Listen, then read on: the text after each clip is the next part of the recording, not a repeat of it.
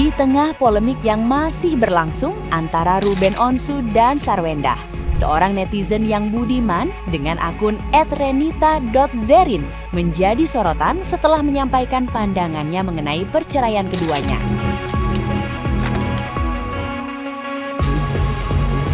Ia mengaku lebih bersimpati kepada Sarwendah karena menilai mantan personil Cherry Belle itu tetap berusaha bertahan menghadapi berbagai tekanan.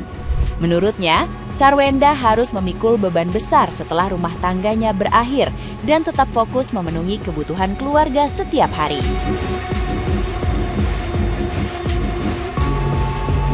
Dalam pandangannya, Ruben dinilai kurang bertanggung jawab karena dianggap meninggalkan persoalan keuangan yang berat untuk diselesaikan.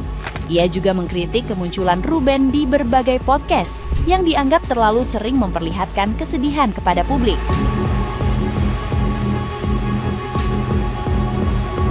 Sementara itu, Sarwendah disebut memilih menghadapi masalah secara langsung tanpa banyak mengumbar perasaan di depan kamera. Pernyataan tersebut kemudian memicu perdebatan baru di kalangan netizen yang berbakti yang memiliki pandangan berbeda mengenai konflik keduanya.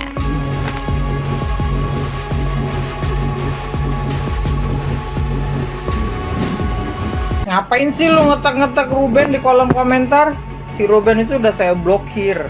Dari pertama dia cerai si Sarwendah itu udah saya blokir. Bukan saya benci ya, cuman kadang-kadang saya ngelihat laki-laki nangis di beberapa podcast itu ngelihatnya ilfil gitu. Kenapa saya salut sama Sarwendah sampai detik ini, sampai hari ini. Saya tuh ngebayangin si Sarwendah waktu ditanya wartawan sampai gemeteran pas dia tiba-tiba dicerai sama si Ruben. Itu saya tahu posisi dia. Ya, dia diceraikan di saat hutang membengkak, cicilan banyak. Antara maju atau mundur, tapi Sarwendah tetap maju. Ya, maju gimana caranya supaya cicilan ini kebayar di setiap bulannya. Kalian bayangin 379 juta itu bayar bank doang, belum biaya hidup. Ya, sementara suaminya cuma sanggup ngasih 200 juta. Sisanya dia yang nanggung. Di situ aja kita bisa ngebayangin berapa berat bebannya Sarwendah. Ya, diceraikan suami dengan peninggalan hutang yang begitu banyak. Udah saya blok, ngapain ditag-tag? Di sini saya nggak ada unsur kebencian sama Ruben, cuman saya nggak suka. Benci dengan nggak suka itu beda ya. Kalau benci tuh kita akan bertubi-tubi ngebahas si Ruben. Ya, saya nggak suka dengan laki-laki yang nggak gentleman, yang ninggalin rumah tangganya hanya beban hutang banyak. Saya nggak suka juga dengan laki-laki yang terlalu validasi podcast sana sini jual air mata. Itu aja. Paham sampai sini? Nggak usah ditag-tag. Orang percuma ditag juga, orang udah saya blokir. Nah, gimana nih menurut netizen yang terhormat? Silahkan berkomentar ya. Udah lihat belum reels terbarunya Ruben Onsu? Langsung apa? Ya, langsung jualan agama. Pinter kan? Manipulatif, laki-laki manipulatif. Ya, saya bukan pembela siapa-siapa, hanya aja aku bisa melihat secara terang benderang seseorang yang manipulatif. Ya, laki-laki manipulatif itu ya begitu. Seakan-akan dia itu lurus jalannya, tapi sebenarnya dia ini yang benar-benar manipulatif. Semua sosial media lagi rame banget ngebahas masalahnya Sarwendah sama Ruben. Kata gua kagak ada kerjaan apa pengen FYP. Itu yang ngehujat Sarwendah. Kayak kagak pernah ngomong kasar baik kalau lagi emosi. Lidah tidak bertulang cuy. Apapun dapat terucap di saat hati sedang terluka. Bukannya gua menormalisasikan ucapannya Sarwendah ya. Kagak. Tapi alangkah baiknya kita yang kagak tahu permasalahannya jangan sok tahu. Kita mah cukup doain biar mereka semua baik. Ruben baik, Sarwendah baik, anak-anaknya juga baik. Lu mah pada aneh sih. Ruben dipanggil Cong, lu pada tantrum. Giliran dia dipanggil Omah, lah lu pada happy. Udahlah, kalau surga lu belum pasti, jangan suka ngomentarin nerakanya orang lain. Weh, kalian udah lihat kemarin dramanya si Ruben Onsu? Dia kan seakan-akan dia tersakiti. Kalian lihat kan yang divonis kemarin? Katanya dia tidak bisa ketemu dengan anaknya. karena dia memberikan undangan padahal sudah ada jadwal di brownies katanya gitu ya kan. Padahal secara logika aja ya, dia kan tahu ulang tahun anaknya. Ya 1 tahun sebelumnya atau 2 tahun sebelumnya dia kasih dong jadwal. Oh ini tanggal lahir anakku, nanti aku libur di sini ya kan, seperti itu. Kalau dia bapak yang hebat. Tapi demi drama dia sengaja menjatuhkan Sarwenda di brownies. Jadi seakan-akan dia itu tersakiti, tidak bisa ketemu dengan anaknya. Sengaja dihalang-halangi, sengaja dibuat jadwal di brownies. Memalukan sekali. Jadi suatu saat kalau anakmu itu membenci dirimu, jangan salahkan lagi Sarwenda, karena inilah sikapmu yang kau pertontonkan ke publik supaya ditonton dengan anakmu. Halo Bu Ibu, ketemu lagi kita. Tadi ada yang lewat ngomong begini Bu, tetangga saya ngomong begini, gue kalau dikasih duit banyak begitu mah, gue bakal panggil dia Baginda Raja. Terus gak usah gue sautin aja, lah laki gue kalau ngutang suruh gue yang bayar, gue tendang lak-lakannya ya, palanya gue masukin ke lumpur Lapindo. Terus ada lagi Bu yang komen, laki maco si sulam alis sama takut matahari. Lah gue kalau punya duit juga laki gue suruh operasi muka kayak Jerien. Kalau perlu keluar rumah pakai jas hujan biar kagak kena matahari. Terus ada lagi Bu ya, sekolah tinggi-tinggi bukan ngurusin pasien, malah sibuk ngurusin orang kesini-kesini.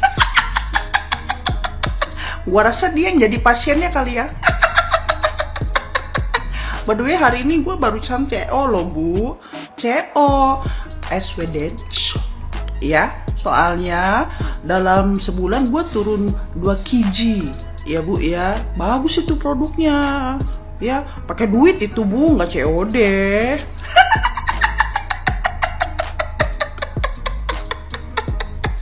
Ya elah Bu, asal lu tahu aja ya Bu, itu duit bukan buat anak, bukan buat lu. Lu dapat apa? Dapat apa sama capeknya doang. Apalagi rembes. Cetas. Untuk wanita hebat yang lagi diterpa drama, saran aku sih tetap live aja lah, nggak usah takut dibully netizen lagi, karena mereka yang bilang boykot itu sebenarnya nggak pernah beli dagangan kalian. Mereka yang keras sekali bilang boykot itu adalah orang yang gak pernah nyentuh dagangan kalian sama sekali, orang yang gak pernah beli dagangan kalian sama sekali. Mereka hanya orang yang selalu datang ke live kalian untuk komentari jahat tentang kalian. Jika orang lain naik karena membuat Anda jatuh, maka Tuhan akan mengangkat Anda dengan caranya tertentu. Percaya saja, terus kamu live, yakin berkat Tuhan mengalir untuk kamu. Iya, gue tahu, ngerti gue. Hutang saat lagi bersama, saat menjadi suami dan istri itu adalah hutang bersama, dan harta pun adalah harta bersama. Tapi masalahnya ya, si Wenda itu cuma dapat satu aset, yaitu satu rumah yang dia minta untuk anak-anak. Sedangkan si R itu, dia itu CEO, asetnya itu banyak. Dia tuh CEO dari beberapa perusahaan. Kalian cari tahu sendiri dia perusahaan apa aja. Dia tuh banyak punya perusahaan. Dia punya si geprek bensu, dia punya perusahaan yang bento-bento itu aku nggak paham. Terus punya perusahaan apa lagi? Terus dia punya villa, dia punya yang namanya apartemen. Terus kenapa itu nggak diungkit? Itu banyak loh, ya. Si Wenda cuma dapat satu rumah buat anak-anaknya doang. Kenapa kalian permasalahin si rumah itu masalahnya? Ya, berarti kalau mau adil harusnya semua harta dibagi 2. Tapi kenapa si Maruf itu malah ngambil lebih banyak harta? Itu kan harta bersama kan? Kenapa sih dia dapat semuanya? Sedangkan si Wenda itu cuma dapat 1. Itu pun buat anak-anak. Dengar, buat anak-anak, bukan buat dia. Dan itu pun lu jadiin itu sebagai hutang dari tahun 2024. Rumah yang bermasalah lu kasih buat anak lu. Lu sayang gak sih sama anak lu? Lu tuh cuma pencitraan supaya orang-orang tahu lu tuh baik, laki-laki bertanggung jawab yang kasih rumah yang paling bagus buat bini lu? Atau lu emang, gue nggak paham ya, gue nggak paham deh sama nih makhluk satu ya, gue bener-bener nggak paham. Dia tuh bener-bener baik nggak sih orangnya? Atau gimana sih? Dia tuh, aku tuh taunya dia tuh orang yang suka nangis, yang suka sedih, yang tidak tahan melihat keadilan. Tapi mengapa dia sendiri bersikap kejam kepada keluarganya, kepada anak dan istrinya? Bahkan 6 bulan ini dia pun tidak memberikan nafkah kepada anak-anaknya. Ya, dia mematikan sumber keuangan istrinya, tidak menafkahi anaknya, membikin orang-orang sebel sama mantan bininya, mantan ya, sorry bukan istri, mantan. Kepleset gue.